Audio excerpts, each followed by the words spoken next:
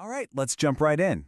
We're about to unpack a wild story that mashes together climate science, ancient Japanese mythology, and some seriously powerful AI to create a brand new reality, one you can actually be a part of. So, how does this all connect? Let's find out.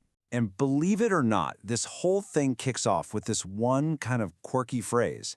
It's our first look inside the mind of our hero, a 16-year-old named Hikaru. It sounds random, I know, but it's the key to everything that's about to happen. So let's talk about Hikaru. She's this brilliant kid who moved from the US all the way to Okinawa by herself to study at a top university. Officially, she's all about climate science, but on the side, she uses generative AI to create these incredible worlds full of the very steam locomotives she knows don't exist where she lives. Now, at university, her focus is a little different.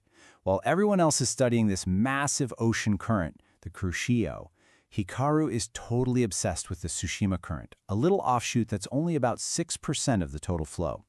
She's got this gut feeling, this hunch, that this tiny, overlooked detail is hiding a huge secret about our climate. And it's that instinct that really gets this whole adventure started. So as she's traveling around to these super remote places, documenting climate change, she finds something strange, an anomaly that doesn't fit the data. It's a flicker of light deep inside a cave that none of her scientific gear can explain. And she realizes, whatever this is, science alone isn't going to cut it. And that's when a memory just clicks into place. A story her Ainu grandmother told her when she was a little kid. A legend about a kind fire goddess called Ires Kamui, who was a protector of people. All of a sudden, this ancient myth feels incredibly real. Because, as it turns out, what Hikaru found wasn't just some weird weather phenomenon. No way. It was the key to an extraterrestrial conflict, one that crash-landed in Japan 1,000 years ago and has been hidden in plain sight ever since. And this is where we meet the antagonists of our story, the Maglians. Now, these aren't your typical aliens. They're not made of flesh and blood. They're beings of pure energy. Think living plasma, who broke out when their prison ship went down. Okay, so to really get what we're up against, you need to know how these things operate. They're formless, basically like ghosts of light. They can possess living creatures by hijacking the electrical signals in their brains. And their master plan? They've been waiting for a millennium for Earth's climate to get chaotic enough for them to come out of hiding. But, and this is huge, they have one critical weakness. Strong, focused human brainwaves can actually disrupt and even destroy them. And this is where that old legend gets completely turned on its head. The fire goddess from her grandmother's story? She wasn't a goddess at all. Ires Kamui is the alien captain of that crashed ship. The Maglians captured her and had been holding her prisoner this whole time. The legend was just a faded memory of the real event. So, with this insane new reality staring her in the face, Hikaru's mission becomes crystal clear. She's got to use her climate knowledge to find those crash sites, she has to face these plasma beings, and she needs to free the real Ires Kamui. But she figured out pretty fast that this is way too big to handle alone. Her discovery was just the tip of the iceberg. A global call to action is going out, and that is where her story becomes your adventure. Getting involved is surprisingly simple and very much of our time. You download an app, pay a small entry fee with crypto, and just like that, boom, you are officially recruited into a secret war that's been raging for 1,000 years. But hold on, you can't just dive into the fight, you've got to train. And this isn't just a game, you know? This is a whole training protocol developed by Hikaru herself, designed to sharpen the exact skills you'll need to become a warrior against the Maglians.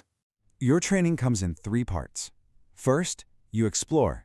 You'll turn your own city into a hunting ground, using your phone's AR camera to find and tag the faint auras of Maglian influence. Second, you decrypt. This is a test of your mind, solving 50 encrypted puzzles as fast as you can. And finally, combat.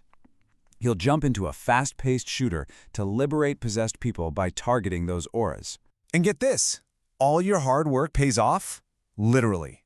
The points you earn in training can be converted directly into crypto, which, by the way, you're going to need to fund the real mission, The better you perform, the higher your warrior level gets, unlocking even tougher challenges. So you've gone through the training, you've proven your skills, you've shown you can explore, decrypt, and fight.